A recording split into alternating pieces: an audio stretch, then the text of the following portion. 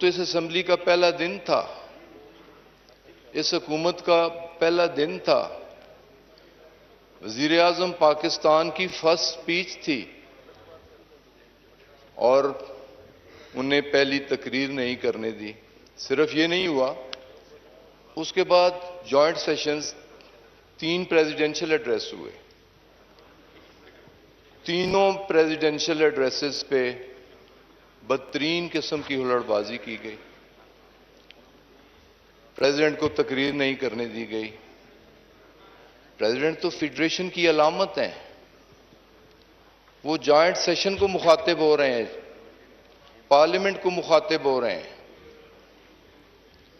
तो उनके साथ भी इस तरह का रवैया रखा गया।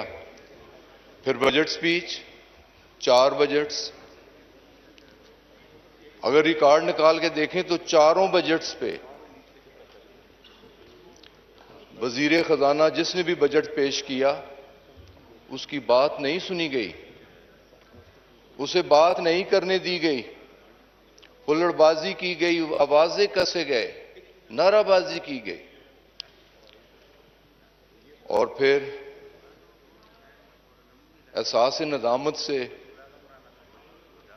हम सब के सर शर्म से झुक गए कि जो इस बजट स्पीच पे इन्होंने किया। मैं प्राइम मिनिस्टर की बैक वाली सीट पे बैठा था, मैंने खुद आवाजें सुनी, मुझे अफसोस हुआ, शर्म आया।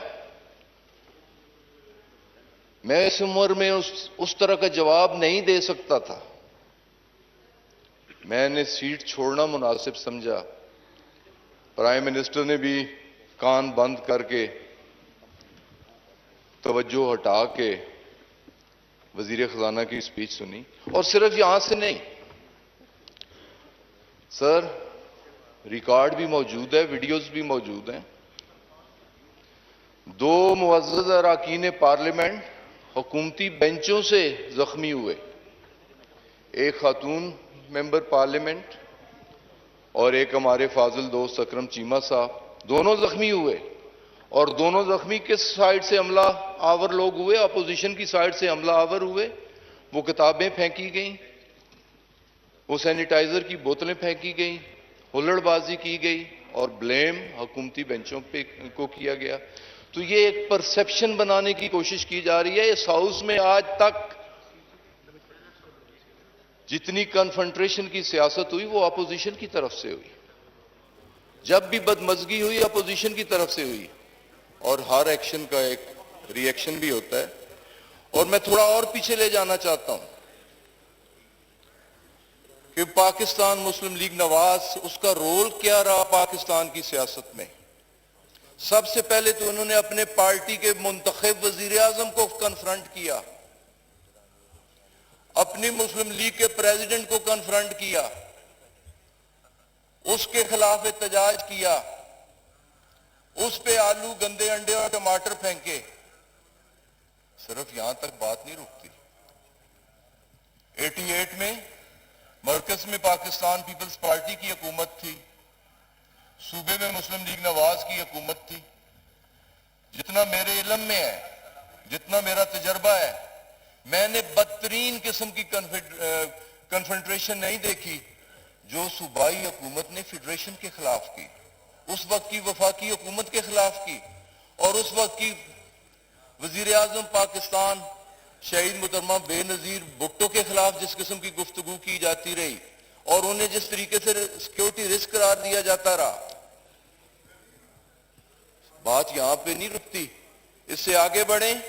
फिर साजिशें की, प्रेसिडेंशियल ऑफिस से कन्फ्रंट किया, आर्मी चीफ से कन्फ्रंट किया। बात फिर भी यहां नहीं रुकती।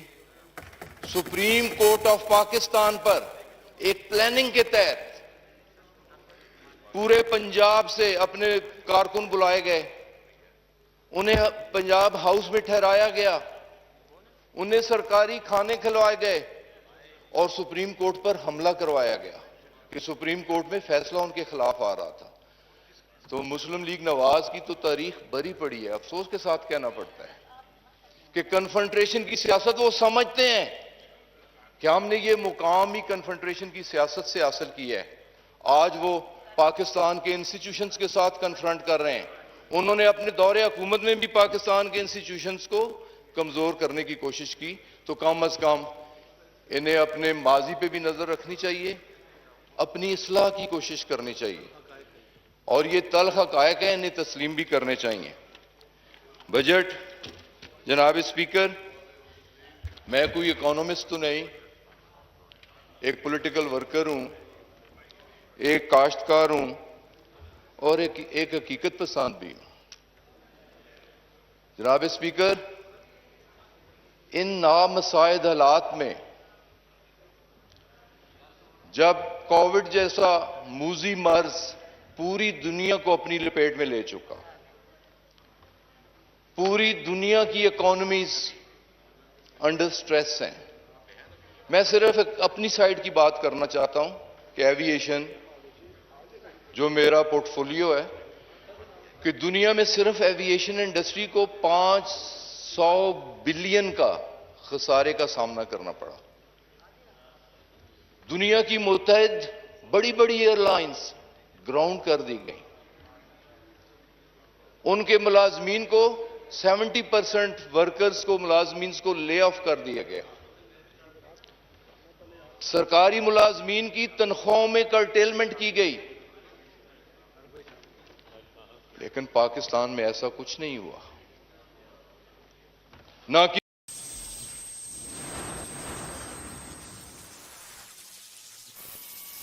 या अलाउंसेस में किसी किस्म की कर्टेलमेंट की गई और ना ही इस तरह लोगों को ले ऑफ किया गया। 10% इजाफा, इस पे इतराज है। मैं वो दिन भी याद करवाना चाहता हूं कि पीपल्स पार्टी की हुकूमत थी, मुस्लिम लीग नवाज अपोजिशन में थी, 25% इजाफा किया गया हुकूमत की तरफ से सरकारी मुलाजमीन की तनख्वाहों में, तो अपोजिशन साइड से खड़ा होकर हुकूमत को क्रिटिसाइज किया गया, कंडेम किया गया कि आप सरकारी मुलाजमों की तनख्वाहें किस हैसियत से बढ़ा रहे हो। तो हमने ठीक है, अगर 15% नहीं बढ़ा सके तो इन नामसाइद हालात में कर्टेलमेंट भी नहीं की, किसी को ले ऑफ भी नहीं किया, तो 10% इंक्रीज तो की। लेकिन इंशाअल्लाह ताला आने वाले वक्तों में इससे भी बढ़ के सरकारी मुलाजमीन क्या, जब इस मुल्क में पॉलिटिकल स्टेबिलिटी के साथ इकोनॉमिक स्टेबिलिटी आएगी, इकोनॉमिक ग्रोथ होगी, तो यकीनन उसका फल तमाम अहले पाकिस्तान के लिए होगा। बजट के हवाले से जी कि what we inherited into 2018, sir, current account deficit $19 billion का था, जो कि हाईएस्ट एवर था। Trade deficit $30 billion, import $50 billion की और export $24 billion. Export zero growth, 5 सालों में जीरो ग्रोथ थी। रिजर्व्स $18 बिलियन से कम होकर 9.7 बिलियन हो गए और फॉरेन डेट $25 बिलियन का हो गया। और सर्कुलर डेट मुझे आज भी याद, जब पीपल्स पार्टी की गवर्नमेंट खत्म हुई 2018 में, तो उस वक्त सर्कुलर डेट 475 बिलियन रुपीस था और 2018 में जब हुकूमत हमें दी गई तो उस वक्त सर्कुलर डेट 12,200 बिलियन रुपीस था। तो सर्कुलर डेट उनके दौर में बढ़ा। इसी तरह हमने अचीव क्या किया, सर, कंपैरिजन कर लिया जाए कि हमने अचीव एक्सपोर्ट को किया कि आज अल्हम्दुलिल्लाह उनके दौर में एक्सपोर्ट इंडस्ट्रीज बंद हो गई थी, हमने स्पेशल इंसेंटिव दिया, सब्सिडीज दी, पावर सेक्टर में सब्सिडीज दी, एक्सपोर्ट ओरिएंटेड इंडस्ट्रीज को सब्सिडीज दी और आज अल्हम्दुलिल्लाह हमारी एक्सपोर्ट $24 बिलियन तक पहुंच चुकी। रेमिटेंसेस, ओवरसीज पाकिस्तानीज पाकिस्तान की मईशत में रीढ़ की हड्डी की हैसियत रखते हैं, उनकी बड़ी कंट्रीब्यूशन है पाकिस्तान की इकॉनमी में। तो आज हमारे रेमिटेंसेस 18 बिलियन से बढ़ के 28 बिलियन को टच कर रहे हैं और सिर्फ 3 सालों में एडिशनल 16 लाख मेहनत कशों को बाइज्जत रोजगार बैरूनी ममालिक में दिलवाया गया, जिससे हमारे रेमिटेंसेस बढ़े। तो ये एक बेटर साइड थी इकोनॉमी के हवाले से। जनाब स्पीकर, यहां पावर सेक्टर पे बात हुई, ठीक है, उनकी एक्सपर्टीज होंगी मेरे फाजिल दोस्त की। मैं तो ये कहना चाहता हूं कि 1950s में water and power development authority की तश्कील दी गई, कॉन्स्टिट्यूट की गई, एस्टेब्लिश की गई, और मकसद क्या था? वापडा बनाने का कि एक साइड पे बड़े डैम बनाए जाएं और वो डैम मल्टीपर्पज होंगे, पानी ज़राअत के लिए और बिजली सन्नत के लिए। जनाब स्पीकर, रिकॉर्ड इस बात का गवाह है कि 1970 के बाद कोई बड़ा डैम नहीं बनने दिया गया, कोई नया डैम नहीं बना, जबकि सबसे सस्ती बिजली, जिसे कहते हैं हाइड्रो पावर, सबसे सस्ती बिजली हाइड्रो पे है, या सस्ती बिजली एटमी घरों की जनरेशन पे है।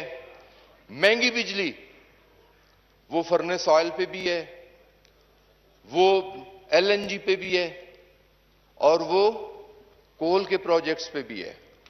तो इस मुल्क के साथ ज्यादती क्या हुई? इस मुल्क के साथ सबसे बड़ी ज्यादती 94 से हुई, जब इस मुल्क में पहली बार आईपीपीज के साथ एग्रीमेंट किए गए, महंगे एग्रीमेंट किए गए, और उसकी वजह से हमारा पावर सेक्टर स्ट्रेस के अंदर आ गया, हमारी इकोनॉमी स्ट्रेस के अंदर आ गई, हमारी प्रोडक्शन कॉस्ट बढ़नी शुरू हो गई, हमारी एक्सपोर्ट कम होनी शुरू हो गई।